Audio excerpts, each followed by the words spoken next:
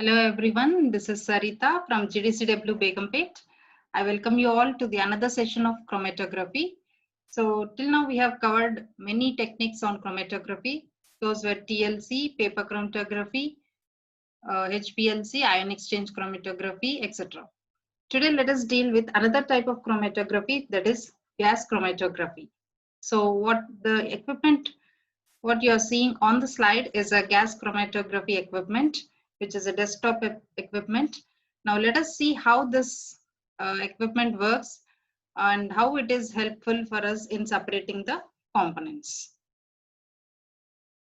Now this gas chromatography, in the name itself you can see that it is gas. That means here the mobile phase present is in gaseous form.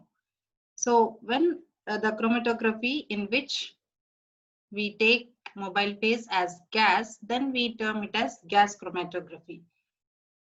So what is the use of this type of chromatography? It is again mainly used for separating and analyzing the compounds that can be vaporized without decomposition. Now here, the main important point what we have to remember is it is used to separate the components which can be easily vaporized. You can see this, it should be vaporized. That means it should have some boiling point where it can convert into vapor without decomposition. So when you are applying some temperature, that compound should not undergo decomposition. Just it has to convert into vapor state. So only when it converts into this vapor state, then only we can easily do the gas chromatography technique. Now in this GC, that is gas chromatography, we have two types. So depending upon the mobile phase and the stationary phase that is used. Actually here we have two types, which is GSC, that is gas solid chromatography, and GLC, which is gas liquid chromatography. So what is the difference between these two is, as you can see, it is GSC. Okay, so S stands for solid here, whereas here GLC, L is liquid. Now what will be the mobile phase in GSC? The mobile phase will be the same gas, but the stationary phase will be solid.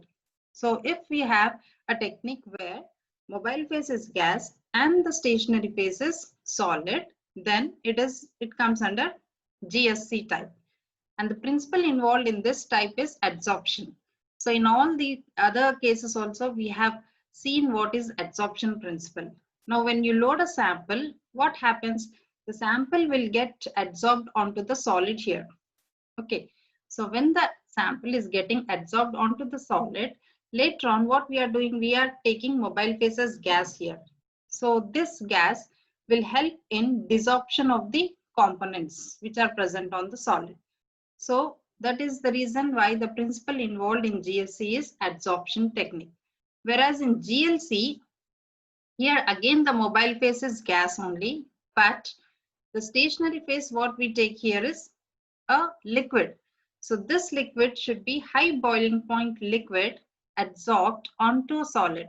Now because that liquid, it won't be at one place. So we need to make that liquid immobilized liquid. So what we will do is that liquid should get adsorbed onto a solid. That means we have to take some solid support for this. So in the GLC type, stationary phase is liquid which is adsorbed onto a solid support. And the principle involved in this case is partition. Now partition is what? So in this case, when the sample is loaded in the column, so that sample, what happens is the components which are present in the sample, they will get partitioned between the two phases. So what are the two phases? That is the gas and the liquid. So the particles or the components are getting partitioned between the two phases, and thereby the separation takes place. So in this gas chromatography, generally more volatile components will undergo fast separation. That is, we can collect more volatile components very fast when compared to the less volatile components. So these are the two different techniques which again comes under gas chromatography. Those are GSC and GLC. So now when we look at the instrumentation part of gas chromatography, so here you can see the carrier gas, because mobile phase is what? Gas. So we need some gas as a mobile phase. So it is stored in this cylinder. Then it has flow controllers also. Valves will be present so as to adjust the flow of the gas and even the pressure also. So what pressure we have to apply and what should be the flow of the gas, that we can fix it by this flow controller here. Then it is connected to a sample injector. So this is the column which is in the spiral form, you can see. So before the mobile phase is entering into the column, there we have to inject the sample also. So sample is injected from this place. Okay. So when the sample is injected here, the temperature will be high, so that the sample, whatever we are taking, it should get converted into vapor form. So that sample will be flown into the column in this way, which is in the spiral form. And this column, the length will vary depending upon the separation what we have to do. So the column is actually, it is placed in a oven, thermostatic oven, so as to keep the temperature constant. So if the temperature is not constant, what happens? Some of the components will remain there itself in the column. So just to make sure that the separation is efficient, what we have to do is we have to maintain a constant temperature. So the column should be kept in this thermostat oven. And this column, it is at the other end, it is connected to a detector. That means whatever the samples or the components which are separated from this column will enter into the detector. So this detector is connected to a computer software. So where the signal is obtained and then it is amplified, and we will get a gas chromatogram in this way in the form of peaks. And it has another outlet for the waste. So that is all the mobile phase that is coming out from the, or the samples which is coming out from the column will be collected here, waste. Okay, so these are the general parts of the gas chromatography. So now we will see one by one in detail. So it is mainly composed of, first part is carrier gas in a high pressure cylinder with attendant pressure regulators and flow meters.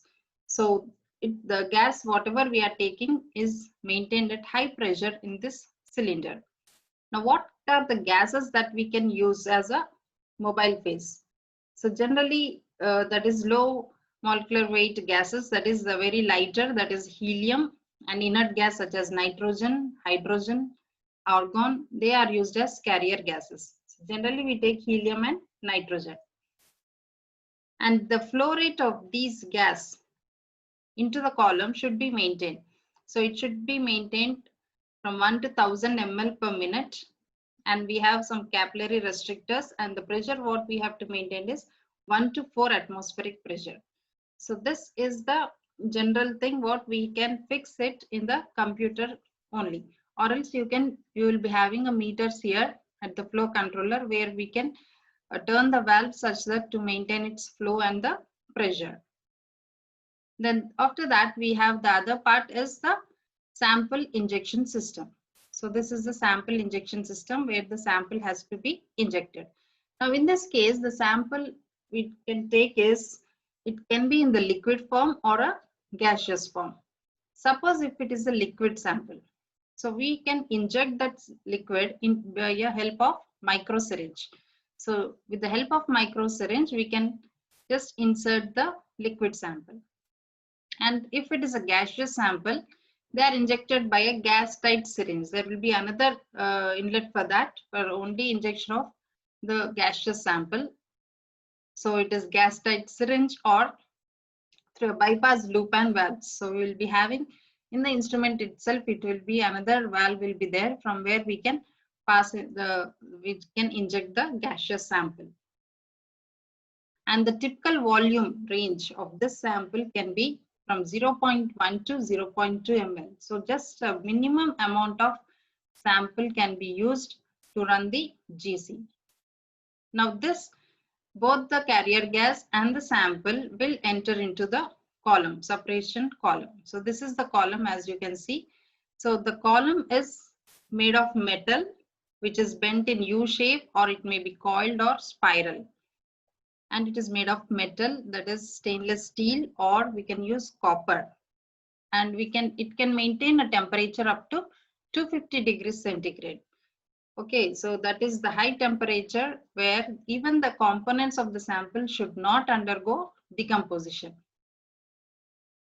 Several sizes of columns are used depending upon the requirements. So if we want to separate large number of components, we have to use long length of the column also. In the columns also, we will be having different types, capillary column or packed column. So that we'll see later. So this is about the column. Then here, as I said, the stationary phase may be a solid or liquid.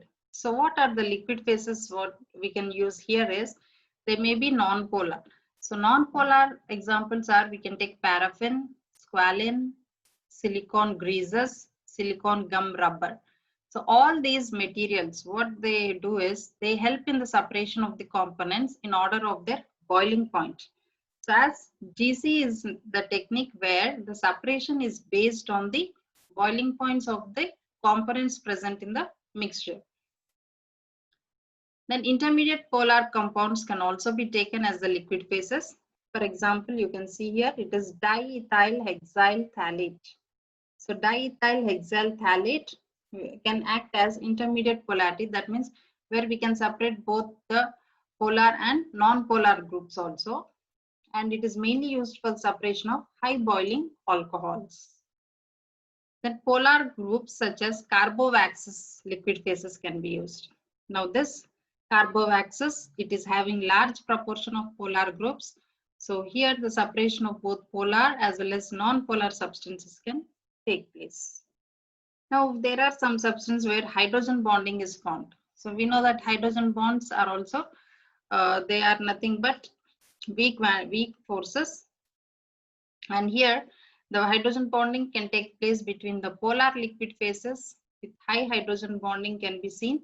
Example, glycol. So if we have glycol there, so it can form hydrogen bonds with the components. Then for if we want to separate a specific component, suppose here the example given as silver nitrate in glycol. AgNO3 in glycol separates unsaturated hydrocarbons. So we also have specific liquid phases where it is used for the separation of only a specific component. Suppose if it is an unsaturated hydrocarbon, it is better to use silver nitrate in glycol. So these are some of the examples where they are acting as liquid phases. Then as these liquid phases, we have to make them immobilized. So what we have to do is we have to fix them onto a solid support. So what are the supports that we can use are here? First, the support should be inert. So that support should not form any chemical bonding or chemical reaction with that of the liquid phases.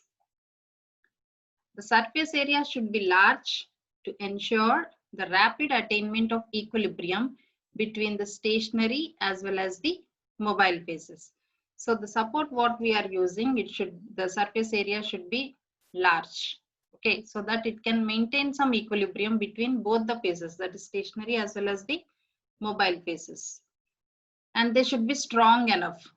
So why they should be strong enough? Because they have to resist the breakdown in handling. So if in mishandling is taking place, so what happens? The support will break. So it should not happen like that. So what we have to do is while selecting any support, we have to see that it is strong and it is uniformly packed also. Suppose you can use this as, suppose if the support is not strong, we can take diatomaceous earth, kieselguhr, when they are treated with sodium carbonate for 900 degrees centigrade, they cause the particle fusion into coarser aggregates. So if the particles are not strong enough, you can use this diatomaceous earth or kieselguhr so that it will be very hard. Or else we can also take glass beads. These glass beads, they are with a low surface area and they have low porosity. So these can be used to coat up to 3% of stationary phases. So Glass beads can also be selected for support system. Or else we can go for some cross-linking of styrene with alkyl vinyl benzene. So we can take a polymer, which is a polymer formed from styrene and alkyl vinyl benzene. They can also be used as support because they can withstand at a high temperature up to 250 degrees centigrade. So these are the supports that we have to use by keeping all these points in mind. Now, so the column, after the column, as I said, it has to maintain that is constant temperature. So it has to be placed in a thermostatic oven. Now the end of this column here, it is connected to a detector. Now what this detector will do, as the separation of the components is taking place and they come out of the column at different time intervals. So each and every component has to be detected by the detector. So the detector, generally what we use is FID, that is flame FID detectors. So here flame ionization detector can be used, or else you can, that is a better thing, because whatever the components are coming out from the column, they can be directly passed into the FID, so that we can easily detect the signal through that. Then the detector is then connected to a recorder. So here you can see this is the recorder. So all the signals, whatever are detected in the detector, they should be recorded because we need some chromatograph. So with this recorder, we can say what are the components, how many components are present in the mixture, and what is the amount of the component also. So the recorder should be generally 10 millivolts full scale recorder we need, fitted with a fast response pen, 1 second or less. So it should be very fast. The pen has to, because all the ions which are coming out, all the components which are coming out from the column, they have to be continuously recorded in the recorder. So these are the different parts of the gas chromatography. So one is the carrier gas. Okay. So what are the carrier gases that can be used? They are hydrogen, nitrogen, helium, argon, etc. So this is the sample injector. So both the gas and the sample when passed into the column. So here the sample will get vaporized, thereby separation is taking place. Separation depends upon the boiling point of each and every component in the mixture. The column is spiral in shape and it is placed in a thermostat oven. The end of the column is connected to detector, which is again connected to a recorder. So this is the instrumentation part of GC. Now here in this diagram, you can see how the components are being separated. Now suppose this is the liquid sample what we are taking. So before entering the liquid sample, here itself we have to maintain some temperature. Okay, so that as soon as the liquid enters, it has to get vaporized. Okay, so the liquid sample which is entered into the column, now it is getting heated up and it is getting vaporized. So these are all the vapors of different components. And even the gas, carrier gas is also flowing into the column now. Now what happens when it is entering into the column? Here you can see the separation is taking place. Okay, this separation is based on the volatility of each and individual component. Highly volatile component will move fast. Okay, because the carrier gas is moving. So volatile components will move along with the mobile phase, and then they are eluted out first from the column. Okay, then they are detected by the detector and then recorded. So the time of highly volatile component here, suppose the blue component is there, the retention time of the blue component will be less. Okay, the retention time, what is retention time? Retention time is nothing but the time taken for a particular compound to travel through the column to the detector. So how much time it is taking in the column to travel through the column up to the detector. So here you can see as the blue component is coming out first, the time taken for the blue component to travel through the column will be less. That means the retention time of blue component will be less when compared to red and the yellow one. So high retention time is for yellow. So whenever we have less retention time for any component, that component will be recorded first. Okay, so we'll see in the next slide. Suppose if we are having two components, okay, component A and component B. So here we are taking an example where component A is more polar than component B. Okay, so when component A is more polar, what happens when we are taking stationary phase which is more polar? Suppose if we are taking a stationary phase more polar, and in the mixture, if there are two components where A is more polar, so which one will absorb more onto the stationary phase? Is it component A or component B? So it is component A. Why component A? Because component A is polar as well as the stationary phase is also polar. So more affinity will be there for the component A because polar and polar. So it will have more affinity. So component A will have longer retention time. Okay. So why longer retention time? Because when it is fixed into the stationary phase, it takes lot of time to travel through the column and eluted out. So whenever we have polar compound, that is sample polar as well as stationary phase polar, so more will be the bonding between those two, or the affinity will be more. So that particular component will have longer retention time. Okay, then if that is we have seen in a polar column, suppose if the column is non-polar, what happens? Component A will have shorter retention time in a non-polar column. Okay, understood. So it will have shorter retention time in non-polar. Why it will have shorter retention time? Because A is polar. Okay, so and the stationary phase is non-polar. So there won't be much affinity between those two. Okay, so what happens? It won't remain for a long time in the column. It is getting eluted out fast. So that means component A will have shorter retention time in a non-polar component. Okay. Now the component that is retained the shortest time in the column is detected first. So as I said, less retention time means it is eluted out first. When it is eluted out first, that means it is first detected also. So this is the chromatogram example where we can see two peaks. Okay, two peaks are observed. This is for ethanol and this is one propanol.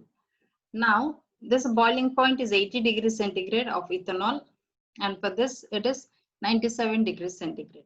So as I said, because here ethanol is first eluted out. Okay, so ethanol retention time is less. So whichever component is having less retention time, that is eluted out first. Then comes the another component which is having RT larger, that means retention time larger. So larger components will elute slowly. So from here we have to start the peak. Okay, you will be having 0, 1, 2, 3, 4 like that. The scale on the x-axis, that is nothing but the retention time. So in the next slide you can see one example where the gas chromatogram of blood alcohols and related compounds showing retention times. Okay, so when a blood sample is collected and when it is run through GC, so this is the gas chromatogram that has been obtained. Now in this case, you can see there are 6 peaks, okay, which refers that it is having 6 different components in the blood, and depending upon the retention time also it is there.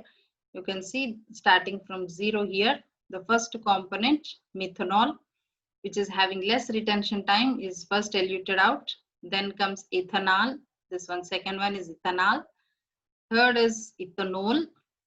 Then fourth peak is 2-methyl-propanol. And then fifth is propanone. Sixth is propane 1-ol, that is propanol. Okay, so these are different components. So the peaks are formed depending upon the retention times of these components. And on y-axis we are having absorption. You can see the area which is covered under the peak will give the concentration or the amount of the sample which is present. So in this way, we can actually find out what is the nature of the components which are present in this, as well as the amount of the sample. That is, GC gives both qualitative as well as quantitative analysis. Okay.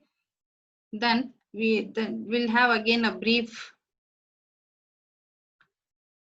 for GC chromatography. What is GC? How it is being done? We'll see in animation. So gas chromatography generally used for volatile compounds.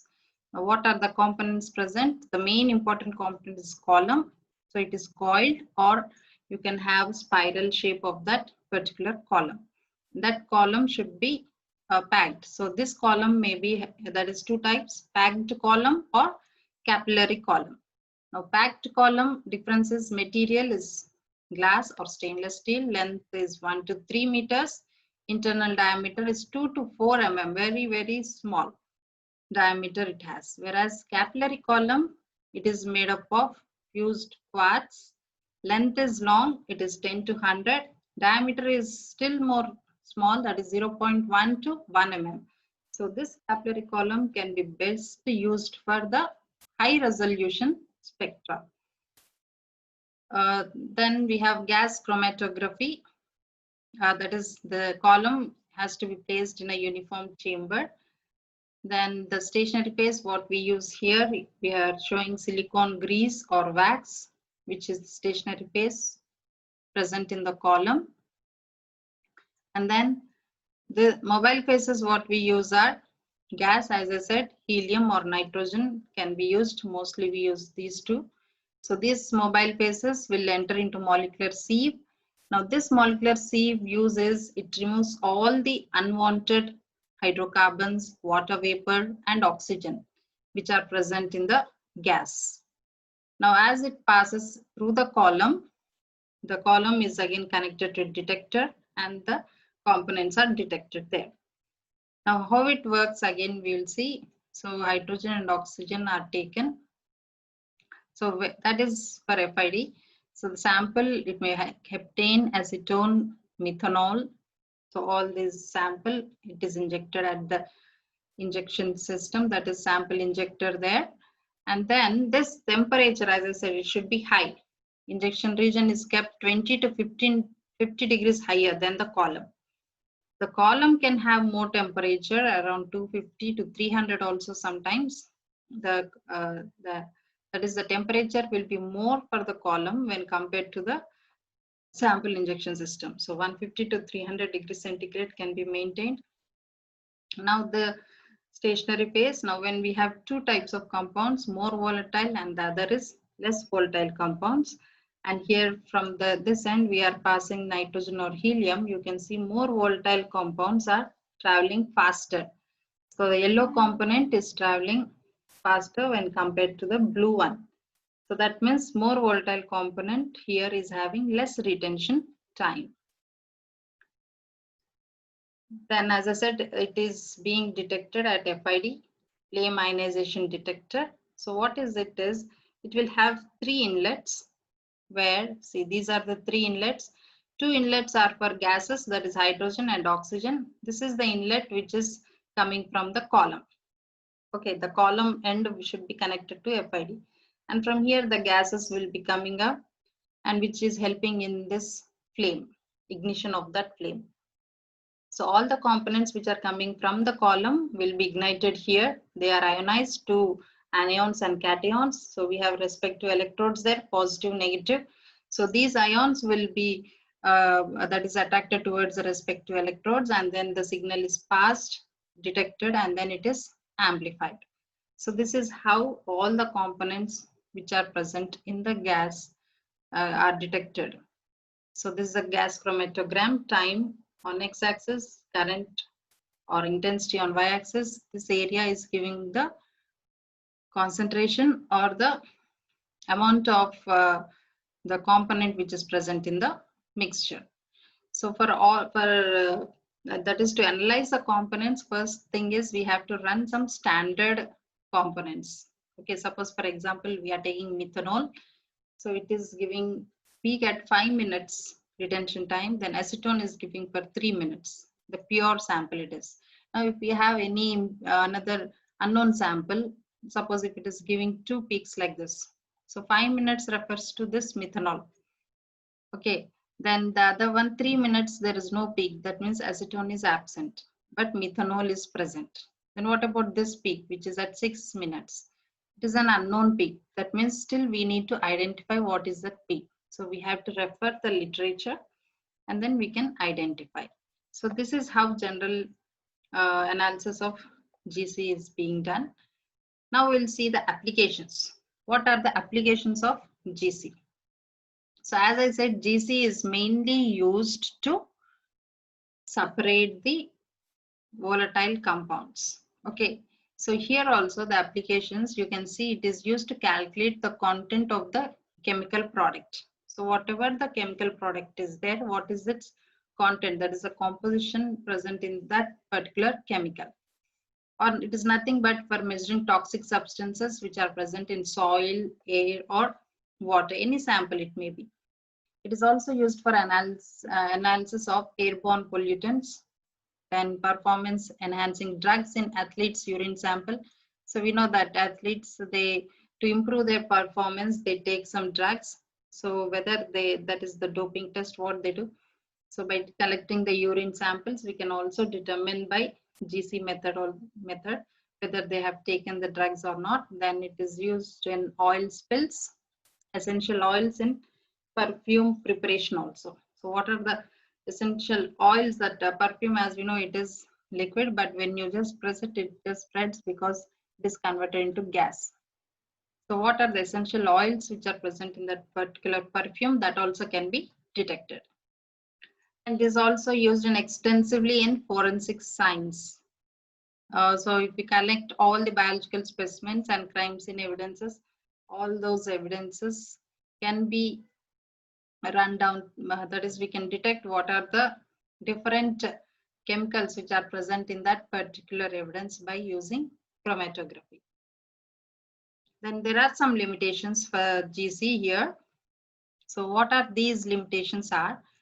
So first thing is, as we said, all the compounds, whatever you are analyzing, they should be stable under GC operation methods, because we are using high temperatures till 300 degrees centigrade. So the compounds which can withstand such a high temperature can only be analyzed by GC.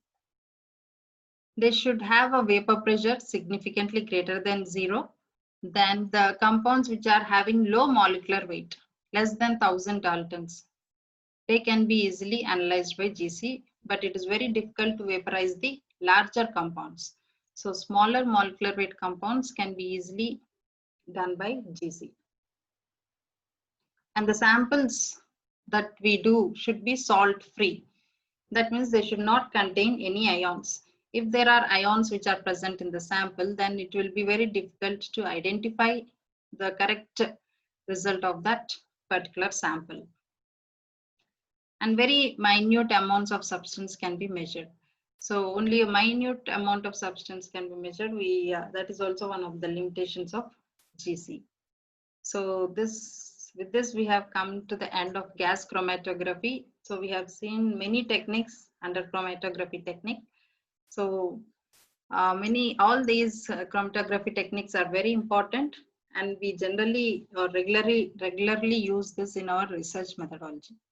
So thank you for watching. Thank you very much.